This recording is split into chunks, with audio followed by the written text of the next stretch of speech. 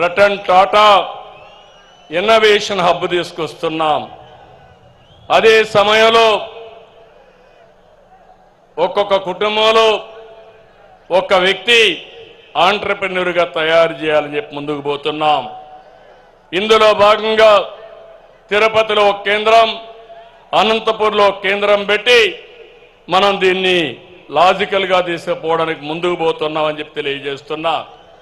తమ్ముళ్ళు, ఈ సభలో రాయలసీమ గడ్డ మీద చెప్తున్నా, రాయలసీమ బిడ్డగా చెప్తున్నా. రాయలసీమ అంటే ఒకప్పుడు రాళ్ల సీమ, ఎడారిగా మారిపోతున్నారు. కాదు, రాయలసీమని రతనాల సీమగా తయారు చేసే బాధ్యత నాదని మరొక్కసారి హామీ ఇస్తున్నా. రాష్ట్రానికి ఒక మణిహారంగా మారుస్తాం. రాయలసీమలో ఒకప్పుడు ఫ్యాక్షన్లు. నేనే ఆ రోజు ఎవరైనా సరే రాయలసీమ గడ్డ పైన ఫ్యాక్షన్ ఉండడానికి వీలు లేదని కఠినంగా వ్యవహరించా. ఈరోజు ఏం తమ్ముళ్ళు ఫ్యాక్షన్లు ఉన్నాయా అని మిమ్మల్ని అడుగుతున్నా. దీనివల్ల అభివృద్ధి అవుతా ఉందా లేదా అని మిమ్మల్ని అడుగుతున్నా. నా దగ్గర రాయలసీమ అభివృద్ధికి స్పష్టమైన బ్లూ ప్రింట్ ఉంది. ఎడ్యుకేషన్ సంస్థలు, ఇరిగేషన్, హార్టికల్చర్, పరిశ్రమలు, గ్రీన్ ఎనర్జీ, టూరిజం, హైవేలు, పారిశ్రామిక కారిడార్లు, ఇండస్ట్రియల్ నోడుతో రాయలసీమను ఏం చేయాలనో ఒక పక్కా ప్రణాళిక ఉంది. తిరుపతిలో ఐఐటి వచ్చింది, IISER, Indian culinary institute, Sanskrit university, కర్నూలులో ఉర్దూ యూనివర్సిటీ, ఐఐటి, అనంతపూర్లో central university, national academy of customs, ఇవన్నీ తీసుకొచ్చాం. కడప హజ్ హౌస్ మొదలుపెట్టి 90% పూర్తి చేస్తే దాన్ని పూర్తి చేయలేని వాళ్ళు రాయలసీమను అభివృద్ధి చేస్తారా తమ్ముళ్ళు అని అడుగుతున్నా. 6 నెలల్లో కడప హజ్ హౌస్ ని పూర్తి చేసి మీ అందరికీ అందుబాటులో తెస్తానని చెప్పి కూడా నేను మీకు తెలియజేస్తున్నా. లేపాక్షి ఓర్వకల్ కారిడార్ లో defence, aerospace, electronic city, automobile, drone city, green energy ప్రాజెక్టులు తీసుకొస్తాం. కర్నూలుకి హైకోర్టు బెంచ్ తప్పకుండా వస్తుంది. ఇప్పటికే రికమెండ్ చేశాం. దీన్ని తెచ్చే బాధ్యత తీసుకుంటామని మరొక్కసారి హామీ ఇస్తున్నాను. తమ్ముళ్ళు, మొన్నే మీరు పేపర్లో చూశారు, బ్రహ్మణి స్టీలు ఆ రోజు నాటకాలు, ఓబులాపురం మైన్స్ పేరు పెట్టుకొని దొంగ వ్యాపారం చేసి ఇనుప ఖనిజాన్ని విదేశాలకు తరలించేశారు. కడాన ప్రాజెక్ట్ రాలేదు. ఆ స్కామ్ లో ఇన్వాల్వ్ అయిన వాళ్ళు ఎక్కడున్నారని మిమ్మల్ని అడుగుతున్నా. నేను మిమ్మల్ని ఎక్కడున్నారు తమ్ముళ్ళు అని అడుగుతున్నా. ఇప్పుడు నేను హామీ ఇస్తున్నా.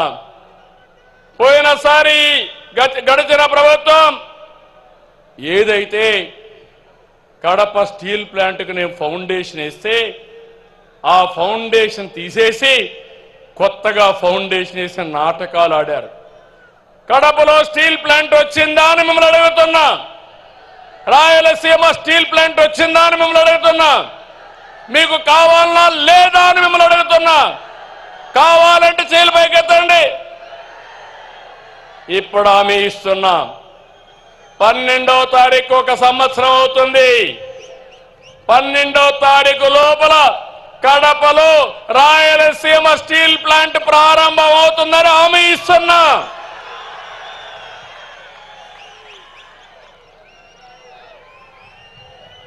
దీనివల్ల ఫేజ్ 1 లో 4,500 కోట్లు,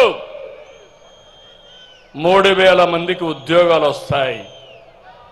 అదే మరి ఫేజ్ 2 కూడా వస్తే ఇవన్నీ పూర్తి అవుతాయి.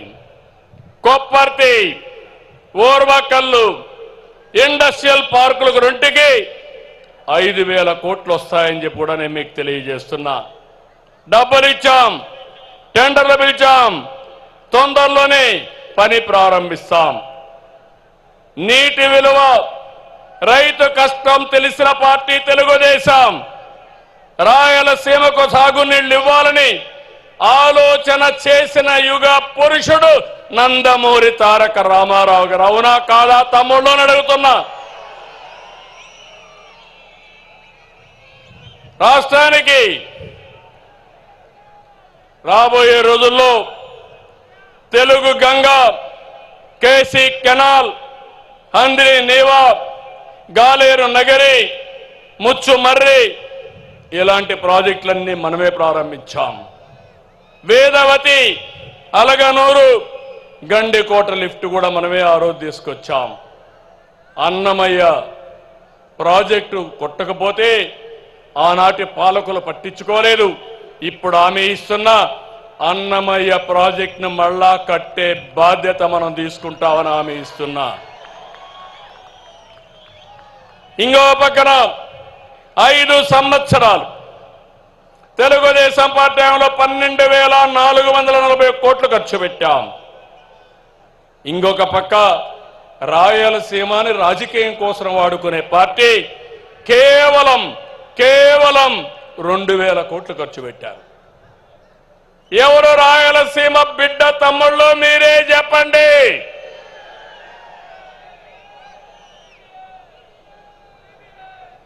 అందుకే మళ్ళీ ఆలోచించాను.